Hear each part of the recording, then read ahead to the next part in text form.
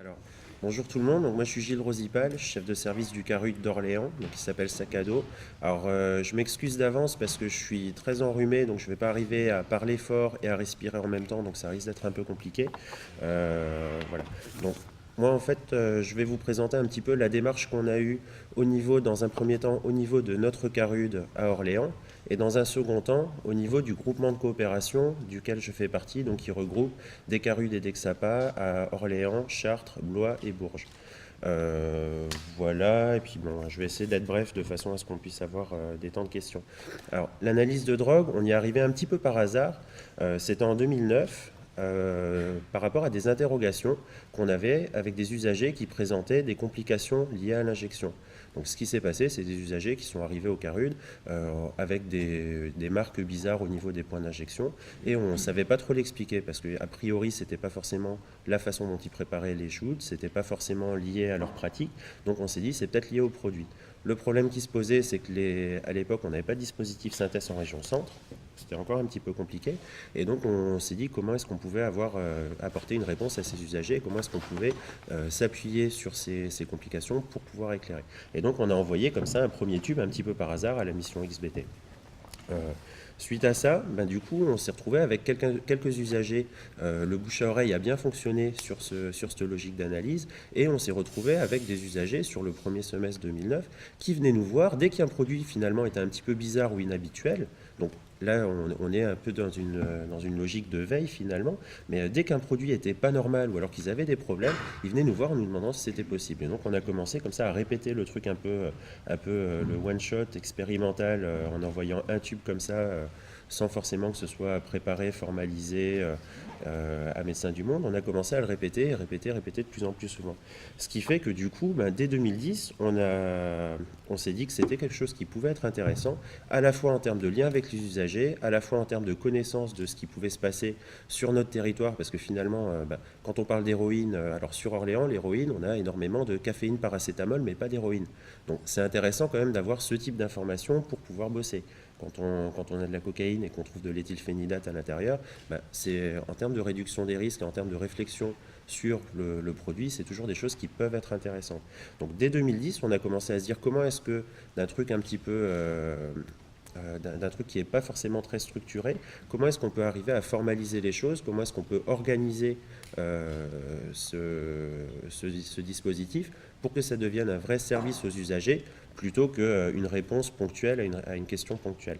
Et donc on a commencé à se rapprocher de plus en plus de Médecins du Monde, à monter les premières rencontres des intervenants qui travaillaient sur la chromato au château d'Alta, au château machin à Paris là.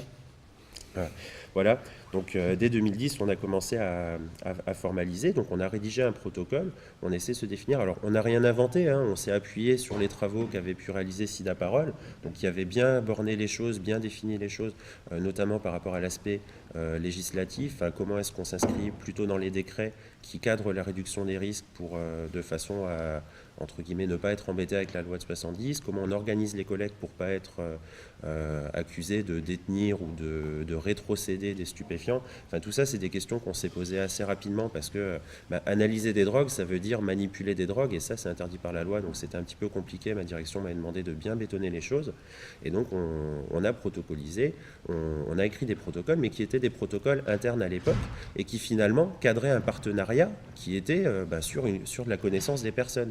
C'est-à-dire qu'on n'avait rien d'écrit qui définissait qui fait quoi entre les deux structures et comment on le faisait. Donc, la mission XBT était tout à fait calée sur leur façon de fonctionner avec la chromato. Nous, on était tout à fait calés à l'interne sur comment est-ce qu'on collecte, dans quel contexte on collecte, dans quelles conditions, quels produits, qui, comment, pourquoi, comment est-ce qu'on rend les résultats. Mais par contre, il n'y avait pas de formalisation de ce qui pouvait se passer entre les deux structures. Alors ça a changé en fait au moment de notre visite de conformité du CARUD, où au décours de la visite, on a pu aborder entre toutes les questions que nous ont posées l'ARS sur notre projet d'établissement, sur le travail de rue, le festif, les squats, le lieu d'accueil, etc. Est venue sur le tapis la question de l'analyse de drogue. Alors, sachant qu'il y a un petit épisode qui était important parce que ça nous a permis d'aborder un peu plus sereinement l'analyse de drogue avec nos tutelles, parce que les 2 premières années, l'ARS ne savait pas forcément qu'on proposait ce service aux usagers. Et ce qui a changé la donne, en fait, c'est 2009, l'arrivée de la MXE. C'est-à-dire que des usagers qui avaient déjà le réflexe de nous ramener les produits bizarres pour savoir ce qu'il y avait dedans, au moment de l'arrivée de la MXE qui était vendue sur Orléans comme kétamine et qui a été vendue en masse parce que, et auprès d'un public usager de drogue, héroïnomane, injecteur, qui avait l'habitude d'acheter de la caféine et du paracétamol, donc qui ne retrouvaient pas forcément l'effet recherché quand ils achetaient de la cam, est arrivée la MXE. Et là, ils ont retrouvé un produit qui était pas cher, fort, qui provoquait un effet qu'ils n'avaient pas retrouvé depuis longtemps. Et du coup, on a eu une vague comme ça de MXE dans le dispositif urbain chez des usagers qui habituellement étaient plutôt avec un profil de consommateur d'opiacés. Et rapidement, on a pu analyser ce produit, on a pu identifier la méthoxétamine et on a pu aussi informer les usagers en leur disant attention, c'est pas de la kétamine, donc adaptez vos dosages, adaptez vos modes de consommation, adaptez les quantités, etc. Et ça a permis d'éviter pas mal d'accidents. Et ça, l'ARS en a eu vent. Donc a eu vent d'un produit étrange qui circulait sur le territoire et on a pu leur répondre, voilà, nous on a pu le faire analyser, c'est de la méthoxétamine, on prend les dispositions pour éviter que ça fasse un carton et qu'il y ait des overdoses. Donc ils ont dit ah ouais, c'est très bien, et comment vous l'avez fait analyser? Donc c'est là qu'on a pu aborder les choses, et au moment de la visite de conformité, ils ont observé un petit peu nos protocoles, ils ont été regardés un peu à la loupe. Et ils nous ont dit, c'est très bien, maintenant le problème c'est que c'est complètement informel dans le partenariat que vous avez avec la mission d'XBT. Donc en gros, l'ARS nous a dit, l'analyse de drogue, ok, vous pouvez continuer, mais sous réserve, si et seulement si, vous conventionnez et vous formalisez le partenariat avec la mission XBT. Et là, c'était du pain béni, parce qu'on ne savait pas trop comment aborder les choses de façon à, entre guillemets, sortir du placard et pouvoir officialiser les choses. Et finalement, c'est l'ARS qui nous a demandé de pouvoir définir qui fait quoi, comment et où. Et donc, c'est à partir de là, donc on a signé la convention en mi-2012, à peu près. C'était au moment des AFR en 2012, donc c'était plutôt fin 2012. Et donc une convention qui prévoyait de la formation des professionnels, donc les membres de l'équipe, les équipes se renouvellent, la formation des professionnels, l'approvisionnement en kit de collecte, les analyses donc, par CEVAG qui est ici, et la remise de résultats qui se fait sur Orléans. Donc, en parallèle, nous, la difficulté qu'on avait, c'était vraiment le délai de rendu de résultat. Parce que si on est dans une logique d'information de l'usager sur un produit qu'il a consommé, le fait de collecter un échantillon, de l'envoyer à la poste par CEVAG, qui était à temps partiel à l'époque, donc l'analyse ne se faisait pas forcément tout de suite, le résultat revenait par mail, c'est un peu plus rapide, mais il y avait quand même quelques jours, et un usager qui garde un produit quelques jours avant de le consommer, dans l'idée d'attendre les résultats, c'est pas gagné quand même. Donc on avait cette difficulté de délai de remise de résultats entre le moment où on collecte un produit et le moment où on donne le résultat, et ça ne collait pas du tout avec le moment où l'usager consomme. Donc l'ARS, à ce moment-là, on s'est dit que le moyen de pouvoir contourner ça, ce serait de pouvoir nous équiper, nous autonomiser, et puis finalement ne plus avoir à sous-traiter l'envoi des tubes à Paris. Et donc on a fait une demande sur des crédits non reconductibles, toujours en 2012, pour s'équiper en chromato. On les a eus, ça a été quand même un coup de bol. On était assez contents. On a eu de quoi donc s'équiper en chromatographie sur des crédits non reconductibles en 2012. Le problème, c'est que avoir le matériel, c'est bien, mais encore faut-il avoir quelqu'un qui puisse manipuler et qui puisse avoir la formation nécessaire pour pouvoir techniquer les tubes et qui puisse être là, présent régulièrement.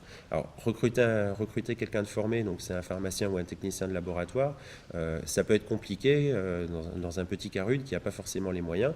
Donc, on s'est retrouvé un petit peu coincé toute l'année 2013, jusqu'à en fait la circulaire, en parallèle en fait il y a une circulaire qui est sortie sur les postes de pharmaciens dans les XAPA et la sécurisation du circuit du médicament. Et donc c'était une circulaire qui disait chaque XAPA devra avoir 0,20 équivalent temps plein de pharmaciens pour s'assurer que la méta est commandée dans de bonnes conditions, que les traitements sont stockés, délivrés et géré correctement, et donc du coup 0,20 par XAPA avec l'enveloppe qui va avec. Et donc là ça a été super intéressant pour nous parce que on y a vu l'opportunité de tout seul, on aurait été en galère parce que 0,20%, aller recruter un pharmacien à 20%, c'est possible sur Paris, sur des très grandes villes, c'est plus compliqué sur des petites villes de province. Par contre, étant membre d'un groupement de coopération médico-sociale, finalement, on a pu prendre les 4 XAPA du groupement. Donc 4 XAPA, ça fait 0,20 x 4, donc ça fait 80%.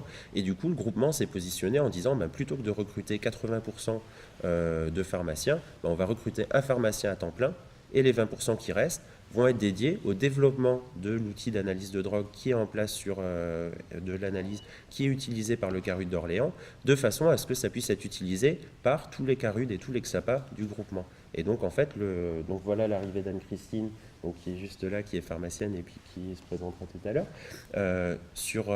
Et donc finalement, elle est arrivée avec à la fois une mission sur l'EXAPA, sur la sécurité du médicament, et aussi une journée par semaine qui est dédiée à la réduction des risques et au développement de la chromato.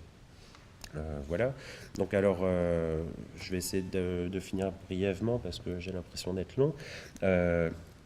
Pour les perspectives, donc au jour d'aujourd'hui, on est en train d'affiner les méthodes. On est toujours en réflexion sur comment faire pour limiter au maximum le délai entre l'analyse et la remise de résultats, sachant qu'Anne-Christine va passer passe un jour par établissement, donc elle fait le tour de toute la région, ce qui fait qu'elle n'est pas forcément toujours au même endroit. Donc on est encore un petit peu en train de tâtonner. Aujourd'hui, le format qu'on a, c'est qu'on regarde selon le jour de la semaine, le moment où on collecte. Parfois, c'est plus court de continuer à envoyer les tubes assez vagues parce que, alors soit Sida Parole, soit la mission XBT. Parfois, c'est Anne-Christine. Donc on en est là aujourd'hui. Et au niveau des pistes, ce qu'on a pu constater, c'est qu'effectivement, c'est un bon moyen de rencontrer des usagers qu'on ne rencontrera jamais dans les CARUD. Sur Orléans, on a un CARUD qui accueille beaucoup de personnes en situation de précarité, qui sont plus dans des logiques d'errance. Et un public en chassant un autre, on a énormément de mal à rencontrer des usagers qui sont plutôt insérés, plutôt dans des consommations occasionnelles, festives. Et par contre, via les actions en festif urbain, donc on a un dispositif d'action qui intervient dans les bars, dans les soirées un petit peu club et puis un petit peu plus, friqué. Ouais. Et donc du coup, ça nous permet aussi d'avoir un temps d'échange au moment de la remise de résultats, quand on arrive à collecter dans ces contextes-là, avec des personnes qu'on ne rencontrerait jamais parce qu'ils ne se reconnaissent absolument pas dans le profil d'usager CARUD.